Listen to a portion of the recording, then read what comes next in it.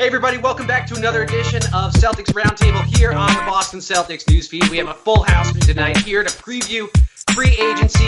I'm Jon Ignal. We got my brother Jonathan, we got Sam Sheehan, we got Mike Walsh, and we got DB for 3, aka Dylan. We got a lot to talk about, so we're just kind of going to get right into it. The Celtics have big plans this summer. Everything is either going to come to fruition or it's not. I have no idea what's going to happen. But free agency is opening tomorrow. Summer League for Celtics starts on Monday. We'll have you covered for all that.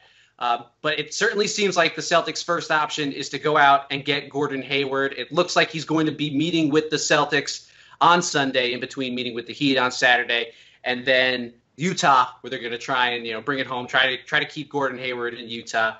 And then we're assuming that the Celtics are going to try and pursue Paul George. We have no idea how realistic this is or what exactly it's going to take to get him. Jonathan, let me throw this to you. Is this a good plan for the Celtics? Do you see the order of being Hayward? And if they get Hayward, do you really think they're going to go after Paul George here? Yes, I do think that's the play. Gordon Hayward seems to be the number one target. In a perfect world, I think Blake Griffin would probably be that number one, but his injury history has really solidified that spot for Gordon Hayward. And if you get Gordon Hayward, it makes sense, to go all in, I think, for Paul George. And all in, the asking price, Danny says, like Danny says with everyone, is too high, but that'll lower with time. But I think that would be the order of operations. Yeah, so Mark Murphy today reported that Indiana wants both Brooklyn and the Lakers pick. It's never going to happen in a million years. The Celtics just need to beat whatever offer is out there. Right now, so far, all we heard was like the 27th and 28th pick plus Julius Randle. And this, the Celtics could, blow that offer away. And maybe the Rockets are going to try and get him now. Maybe they could give up like Clint Capella and Eric Gordon. But again, the Celtics just kind of need to do like 10% more or something in order to secure this deal. Sam Sheehan, as our cap expert, do you think that this is a possibility? Possibility, definitely. But I think it's, do you think it's the right thing to do? I kind of lean the other way, actually. I think that if you can get Gordon Hayward, and the asking price, depending on what the asking price is, I really don't think that there's, because if you're going to renegotiate and extend Paul George, you need to have cap room, which means it would mean going way below the salary cap. It would mean losing practically everyone on the roster. Probably means a world without Isaiah Thomas. I think that's a bitter pill for a lot of people to swallow. Last show with Albert, he covered a lot of that stuff a lot better than I could. But kind of, I think that the Celtics are kind of walking a tightrope where they kind of want to have their cake and eat it too. And given that we are living in an era of possibly the best team of all time, I'm not going to say that, you shouldn't go for it, because I think you should. Weird stuff happens all the time in the NBA. The Detroit Pistons won an NBA title in 2004. Like, weird things happen, and teams that aren't the best, necessarily the best team win. So even if the Warriors are going to be the best team for the next 3 years or so, until tax or Klay Thompson leaving or something like that breaks them up, you want to be there and you want to be ready. But I also don't think, the Celtics teams don't win trades like the Celtics won the Brooklyn trade all that often. And by rolling back and getting this Lakers pick, the Celtics could really have a chance to have a really good Thunder-esque young core going forward. We still don't know what Tatum is. Brown is still developing. We don't really know where he will end up. I would be pretty hesitant to move on from those sort of guys. And, the thing is, you need to move on from at least one of them if you're going to make this Paul George thing happen, or, Isaiah Thomas or something like that, which is also sort of limiting your options. So I think, there's no shame in just getting Gordon Hayward, and, that team would be a lot better than it would have been last year. You're adding Gordon Hayward, you're adding a year of development to Jaylen Brown and some of the younger players like Rozier and Smart. You're bringing over these other young players like Zizic. There's a lot of different ways the Celtics would improve All right, everybody, I want to tell you about HelloFresh, the meal kit delivery service that makes cooking more fun so you can focus on the whole experience and not just the final plate. Each week, HelloFresh creates new delicious recipes with step-by-step instructions designed to take around 30 minutes so that everyone from novices to seasoned home cooks short on time can make tasty meals. HelloFresh sources the freshest ingredients measured to the exact quantities needed so that there's no food waste. They also employ 2 full-time registered dietitians on staff to review each recipe to ensure that it is nutritionally balanced. They deliver food right to your doorstep in a recyclable, insulated box for free. And they are now offering light spring meals and have just introduced breakfast options. Now the loyal listeners of CLNS Media will get a very special offer. Get this, because you are a loyal listener to the Boston Celtics newsfeed. Use the promo code BEAT30 for $30 off your first week of HelloFresh. Again, support the Celtics Roundtable and try HelloFresh for free. Simply visit HelloFresh.com and enter the promo code BEAT30. Did you say ingredients? So in order to get Hayward, who do you think the Celtics would jettison, Sam? If I were running the team, it would be Avery Bradley for a list of reasons I've listed off. Some of the tea leaves are starting to come the other way. I think if they would have moved Bradley, it probably would have made more sense for them to do it, before draft night or before July 1st. It's looking like that's not going to happen. It still might happen, but it's looking more and more like they might do something like trade Rozier and cull a lot of their young guys, and you might be able to just barely get there that way. But it's a lot more complicated. You really got to cut a lot of the young guys, like no Demetrius Jackson. Rozier might go. It might even mean parting ways with Marcus Smart. Versus if you did it with Avery Bradley, you could keep all those guys. If you flipped Avery Bradley for a pick, it's unlikely that Bradley will be on the roster going forward just because of how expensive this roster is going to be going forward and how much money he's going to command on the open market next year.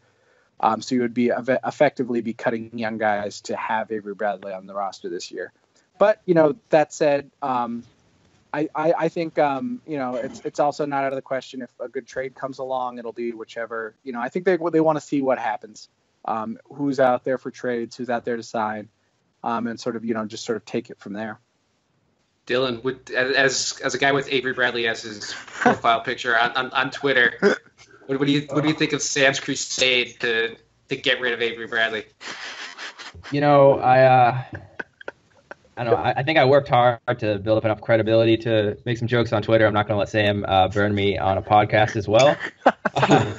Obviously, numbers-wise, he is the most likely, makes the most sense to move. There are some other ways you can spin it. If Danny really does love Avery as much as we all think he does, you could theoretically do something along the lines of Jay Crowder and Tyler Zeller. There's a lot of ways to make the money work. Obviously, Avery makes the most sense, and that's why we all say it so much. Again, I don't want to recapitulate everything Sam just said because I do agree with a lot of his points. I think that the biggest thing is when you're trying to chase Paul George and Gordon Hayward that you don't really want to sacrifice too much flexibility going forward if you don't know if Paul George is re-signing, if he's going to be there long term. Because like Sam said, you can look back, you're not going to find a team better than what Golden State is right now. And you don't see too many ways they're going to crack other than just the luxury tax becoming too much, Klay Thompson maybe getting traded. Other than that, I think you just got to try to aim for once they start to fall apart, and that's not the window that Gordon Hayward, Paul George, Al Horford are in right now.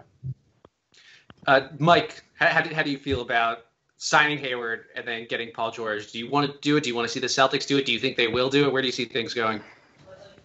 I definitely want it to happen. It's been so damn long. I think I like the way Sam put it a little better. I did it last summer I called it Danny's essentially talking out of two sides of his mouth with trying, to rebuild well, being, sustainable team.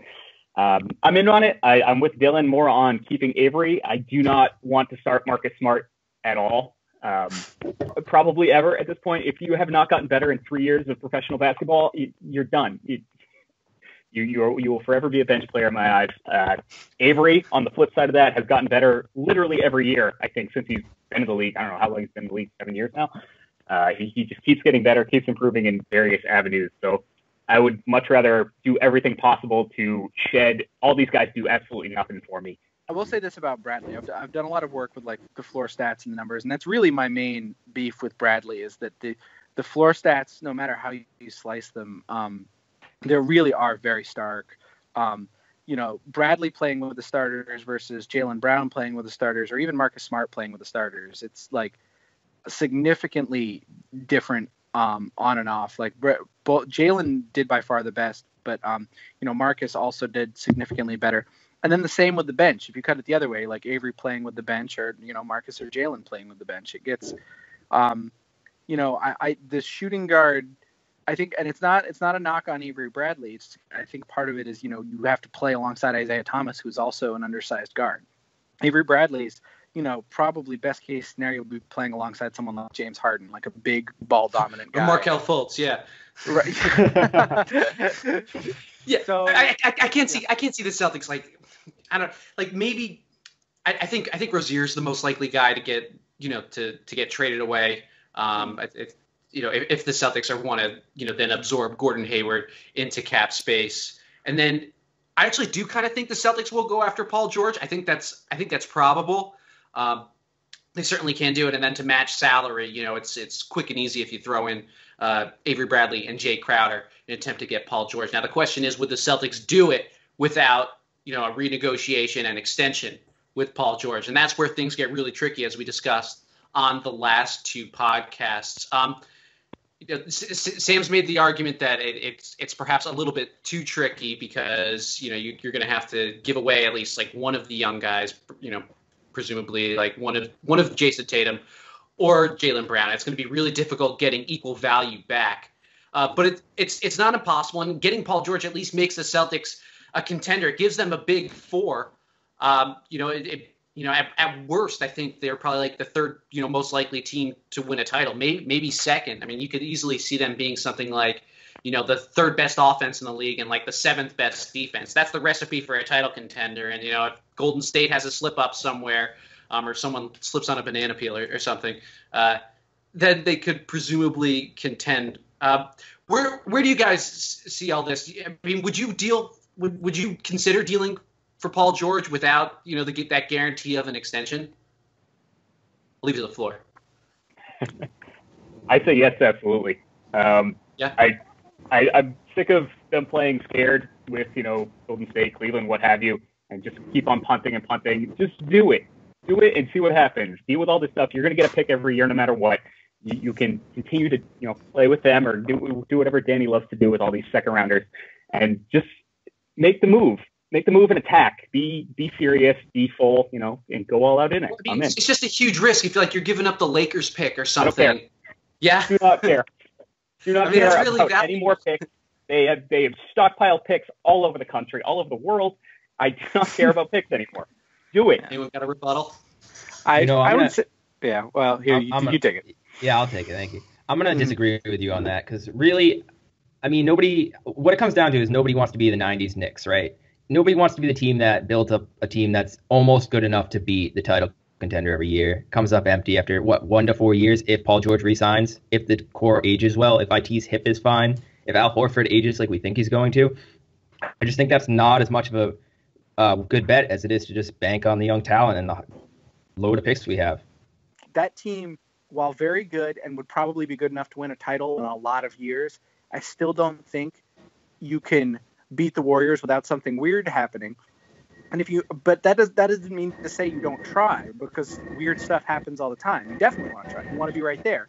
But I don't think the increased value, raising your ceiling that much more with Paul George, makes for enough of a difference to make it worthwhile to mortgage the young guys and the future while being right there waiting for something weird to happen. Well, what if it didn't cost? Well, what if it didn't cost the LA pick? Like, they just got to beat what other teams are putting out there. And, I mean, the Pacers, I don't think they have too much use for Capella. Maybe you could get like 2 first-rounders out of him. I'm not really sure. Eric Gordon, but it's something that the Celtics could maybe beat without giving up the Lakers pick. And then, if you can get back, 75, 80% of, what it would take to trade one of the young guys, and I don't know how possible that is, but if you could turn them into like future picks, I think that then you're not really mortgaging the future all that much. Right. Yeah, if you can prevent the Lakers from getting Paul George for that year, that pick could certainly fall 2 through 5. I mean, you talk about the Nets, how they're getting better. To me, they traded out Brook Lopez for D'Angelo Russell, so I think they very well could be the worst team in the NBA. I mean, you have the possibility of 1-2 right there. I mean, Yeah, Jay Crowder. Bulls are pretty bad too. I mean, Jay Crowder could net you maybe like a mid first round pick. Avery Bradley like maybe a late first round pick or something like that. And then if you like were to throw in the Memphis pick on top of that, which is looking pretty good, it's not like the price for Paul George might be all that high. I just wonder if there's a way, to get Paul George that comes way down from what apparently Kevin Pritchard wants. And might not involve the Lakers pick. And to me, if you're not throwing in the Lakers pick there, and you can find a way to do a renegotiation and extension, then it's sort of like a no-brainer to me. I don't know. Right. I think that the renegotiation for me is kind of a non-starter because you've probably got to like get rid of Isaiah and pretty much all the young guys. I think Ryan Bernardoni, Danger Card, had like one model of it, and it was like bleak. I think that it would be fine to just sign Gordon Hayward, let the young guys develop, and just be in a slugfest with Cleveland. I think that team could hang with Cleveland, just adding, Jason Tatum and Gordon Hayward, and these other young bigs that might be coming over. I think if you can get Gordon Hayward, which by the way is not a slam dunk, like let's one step at a time. If they don't get Gordon Hayward, then Paul George actually makes a little bit more sense to me. But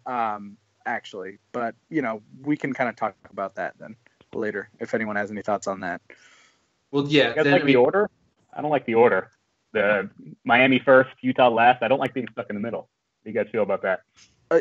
Is Boston? Are we last? No, I think they're in the middle. Hates Tom Brady. Danny Ainge's son Tanner, is that his name? Yeah. You can't trust a Tanner to begin with, but Tanner ain't politician. Can't trust a politician.